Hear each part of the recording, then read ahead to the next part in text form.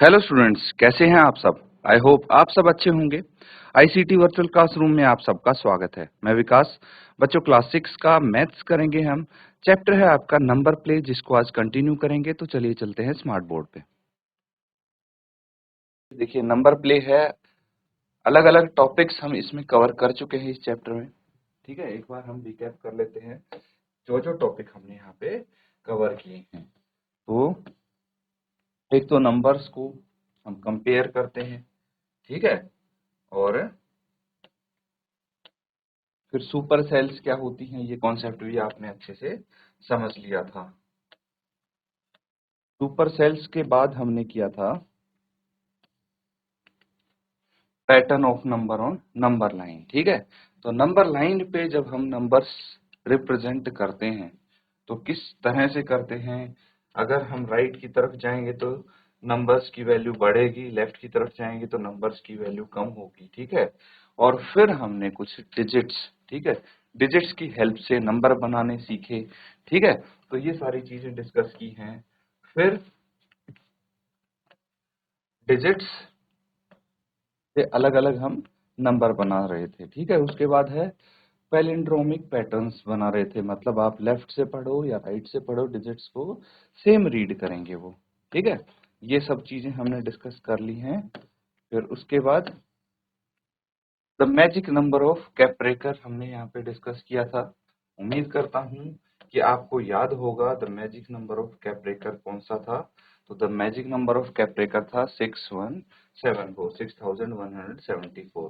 तो अगर हम उसके स्टेप्स को फॉलो करेंगे तो लास्ट में हमेशा हमें कैपरेकर्स नंबर मिलता है, ठीक है। तो अब हम क्लॉक्स एंड कैलेंडर्स के बारे में भी जान चुके हैं, ठीक है। तो क्लॉक्स पे कैसे टाइम देखते हैं, कैसे कंपेयर करते हैं, पैलिंड्रोमिक टाइम कैसे हमें पता लगेगा, सिमिलरली कैलेंडर में भी डेट्स कैसे पता लगेंगे, ये सब हम डिस्कस कर चुके हैं। फिर मेंटल मैथ्स यानी हम कैलकुलेशन कैसे करते हैं, एडिशन सब्ट्रैक्शन, ये सारी चीजें हम यहाँ पे कर चुके हैं। उसके बाद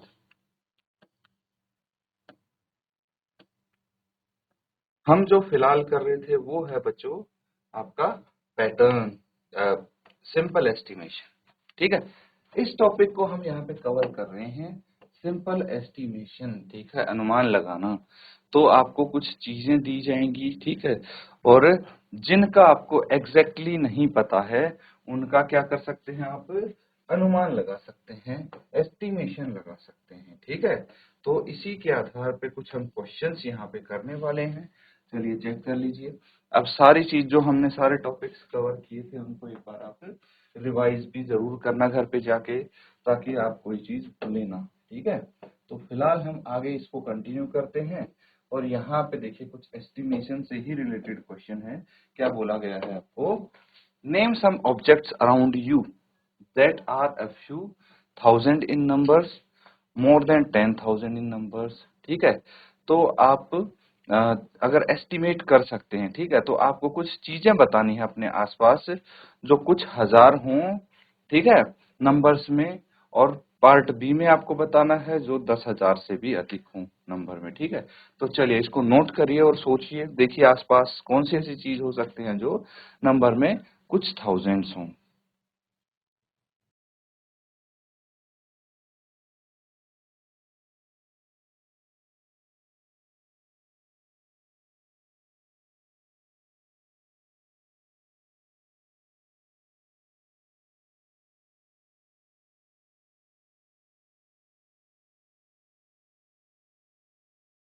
ठीक है, तो देखिए बहुत सारी चीजें हो सकती हैं that are few thousands in numbers. तो कोई आपने सोची है कि कौन सी हो सकती हैं।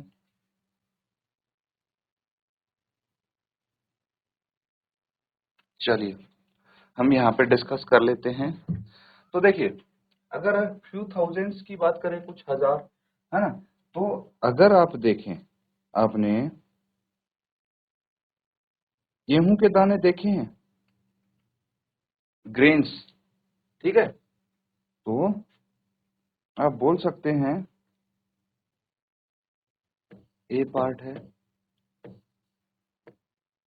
Grains, of wheat in a bag.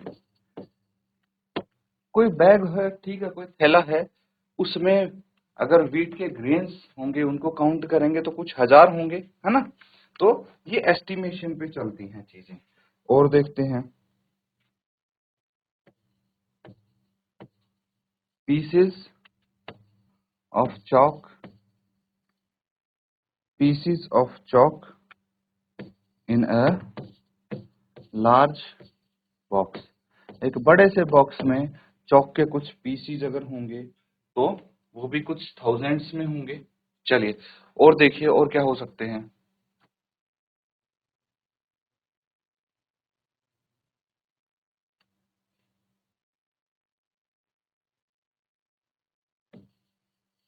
Blades of grass in a small, एक छोटा सा लॉन है मान लो, उसमें ग्रास, घास देखा होगा आपने, इसके जो है ब्लेड्स होते हैं, ये भी कुछ थाउजेंड्स में हो सकते हैं, ठीक है। और अगर बी पार्ट देखें, इसमें बोला है मोर देन 10,000। मोर देन 10,000 क्या हो सकते हैं, अपने आसपास देखिए तो हेयर्स, ठीक है। अगर हम बात करेंगे नंबर ऑफ हेयर्स, बहुत सारे होते हैं, ठीक है, मोर देन 10,000 होंगे ऑफ कोर्स। और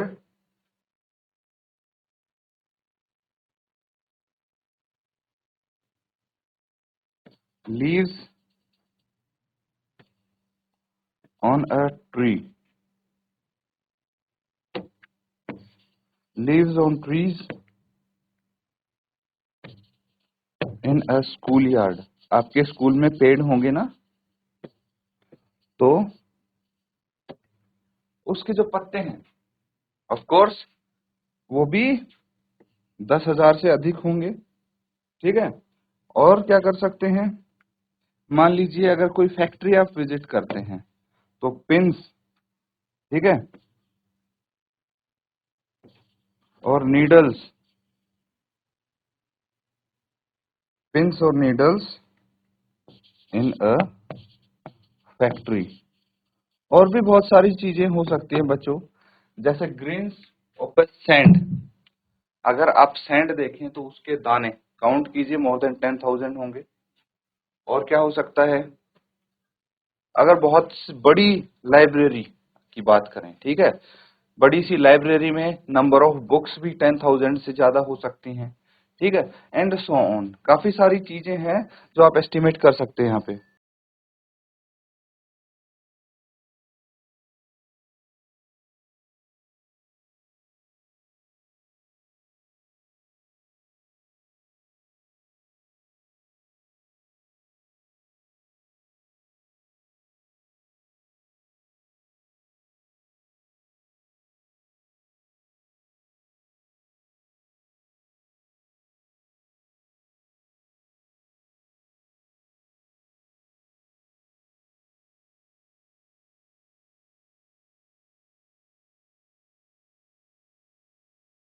तो ठीक है,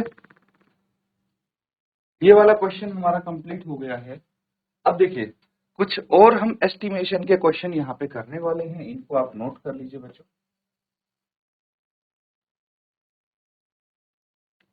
ठीक है, यहाँ पे क्या बोला गया है, try to guess within 30 second, check your guess with your friend. तो कुछ अंदाजा लगाना है आपको। और देखिए यहाँ पे एक टाइम लिमिट दे दी गई है कि 30 सेकंड के अंदर अंदर आपको ये अंदाजे लगाने हैं। और देखते हैं कि सब बच्चों के अंदाजा सेम आता है, कितना अंतर आता है इसमें, ठीक है। तो आपको फिर उसके बाद अपने फ्रेंड्स के साथ ही चेक करने हैं, क्रॉस चेक ये आंसर्स। तो सबसे पहले क्या बोला है, number of words in your maths text book.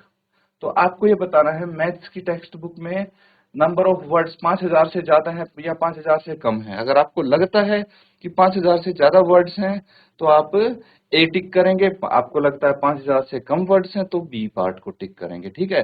फटाफट ये आपको जो क्वेश्चन दिख रहे हैं, सेकंड वाला भी देखिए, number of student in your school who travels to school by bus, जो बस से ट्रेवल करते हैं बच्चे वो, और कुछ बच्चे होंगे जो पैदल आते हैं, ठीक है। कुछ बस में फिर आप वो भी कंसिडर कर सकते हैं बच्चों, जो किसी के पेरेंट्स स्कूटी से छोड़ के जाते होंगे या फिर कोई गाड़ी से आते होंगे। तो आप उस number of student in your school जो आप बस से ट्रेवल करते हैं वो 2000 से 200 से ज्यादा है या 200 से कम है, ये आपको एस्टिमेशन लगाना है। फिर थर्ड वाला है Roshan wants to buy milk and three type of fruit to make fruit custard for 5 people।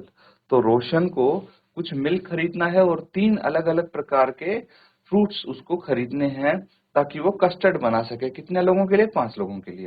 He estimates the cost to be 100। Do you agree with him? Why or why not?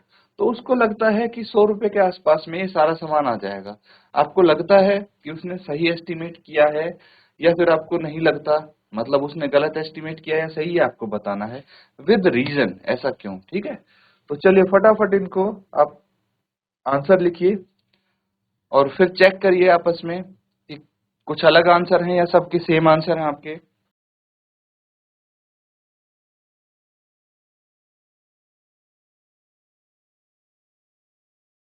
तो बताइए first part में आपने क्या estimation लगाया है?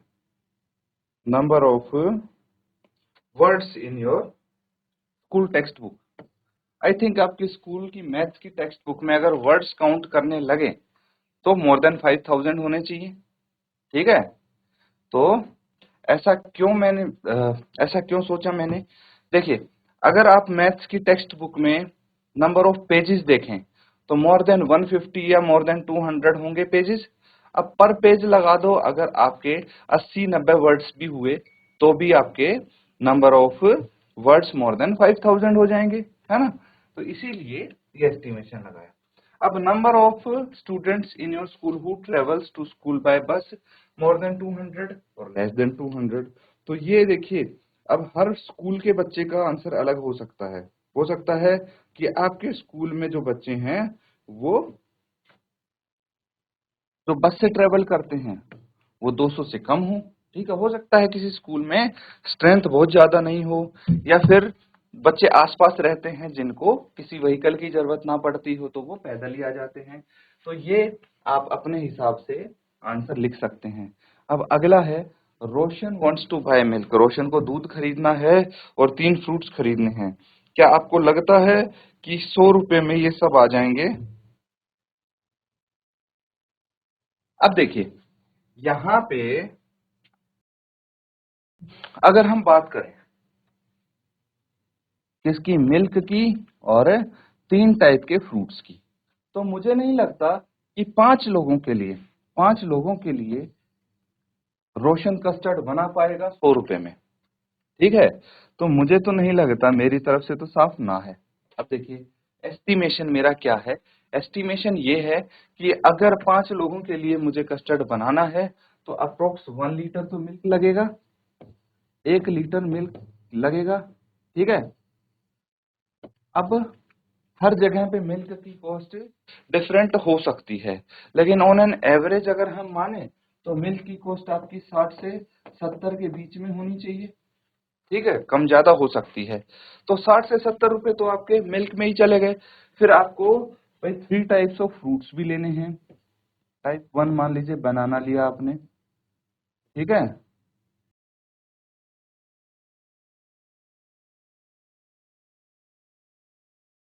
दूसरे type का मान लीजिए एप्पल लिया आपने, और तीसरे टाइप का आपने फ्रूट्स पपाया ले लिया, या फिर और कोई जो आपको पसंद है। तो अगर ये फ्रूट्स आप खरीदने लगे, ठीक है, बनाना, अब बहुत ज्यादा जरूरत नहीं होगी कस्टर्ड में फ्रूट्स की, कुछ फ्रूट्स की जरूरत होगी। मान लीजिए आपने 1 दर्जन ना लेके कुछ कम कॉस्ट कटिंग के लिए 4 बनाना ले लिए, ठीक है। 2 एप्पल ले लिया आपने, ठीक है, और 1 पपाया ले लिया।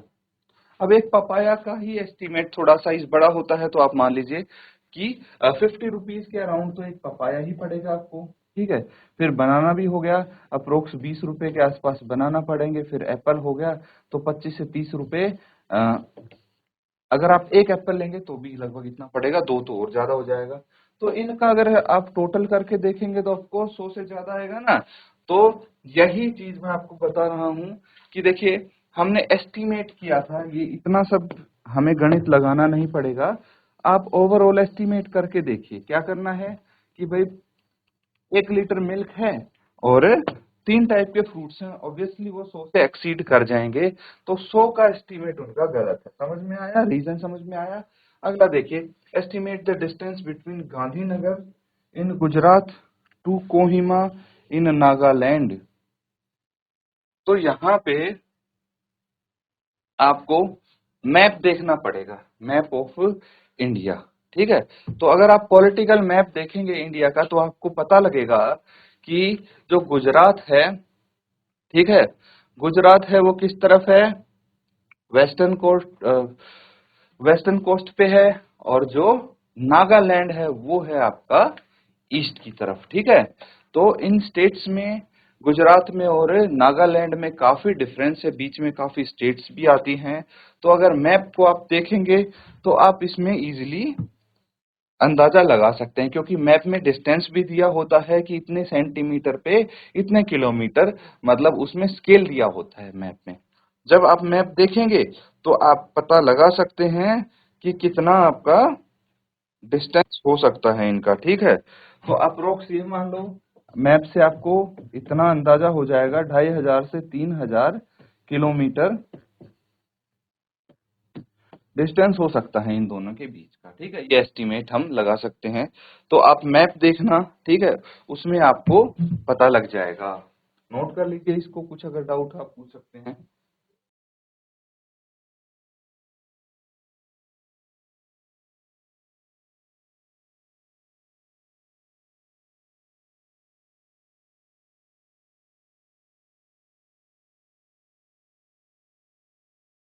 चलिए अगला देखते हैं हम।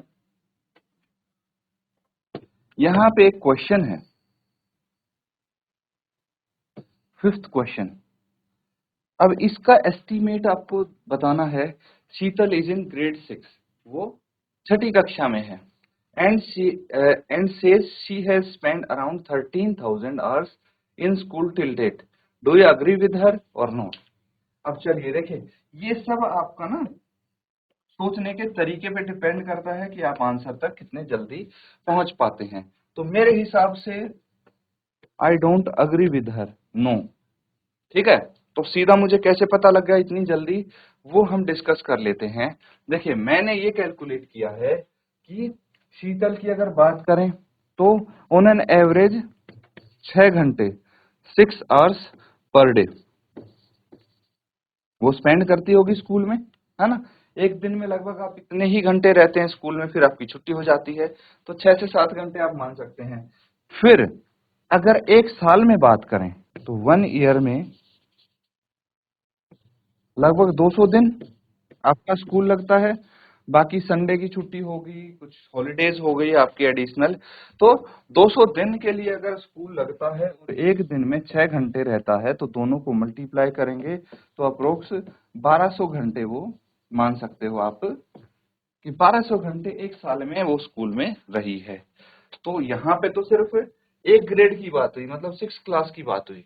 तो अगर वो 1st क्लास से लेके 6 क्लास तक 6 साल भी आती है, 6 साल तो कितना हो गया, 7200 घंटे। और वो तो बोल रही है 13,000 घंटे, तो बहुत ज्यादा हो गया 13,000 घंटे।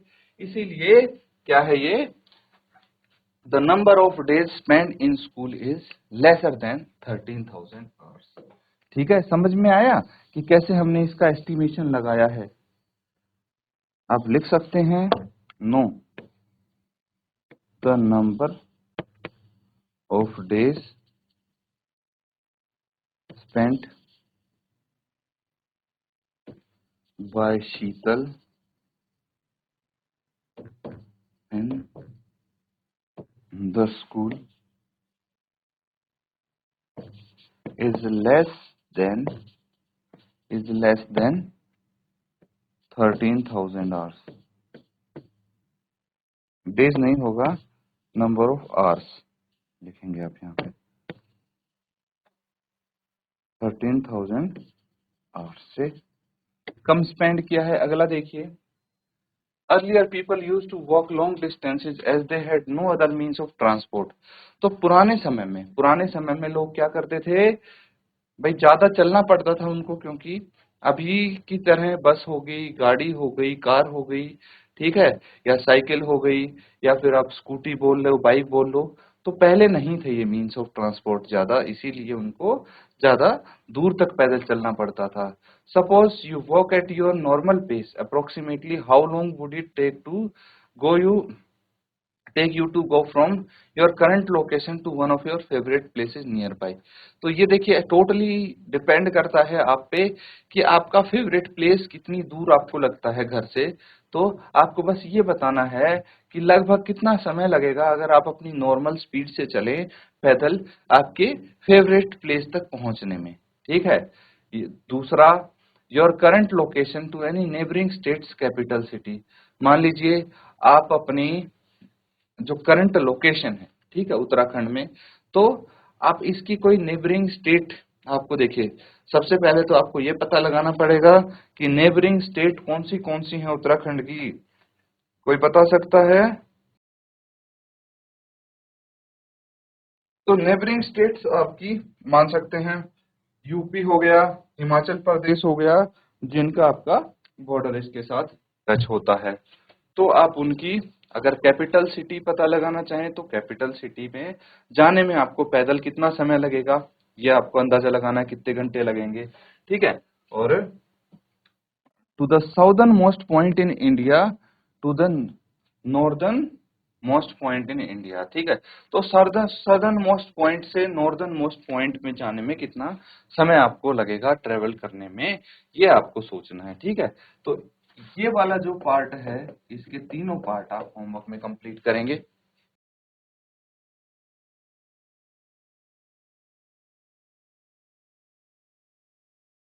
तो बच्चों यहाँ पे जो हमने क्वेश्चंस किए हैं, उम्मीद करता हूँ अच्छे से आप उनको समझ पा रहे हैं, नोट कर रहे हैं। इसी के साथ आज का सेशन एंड करेंगे। Thank you and have a nice day.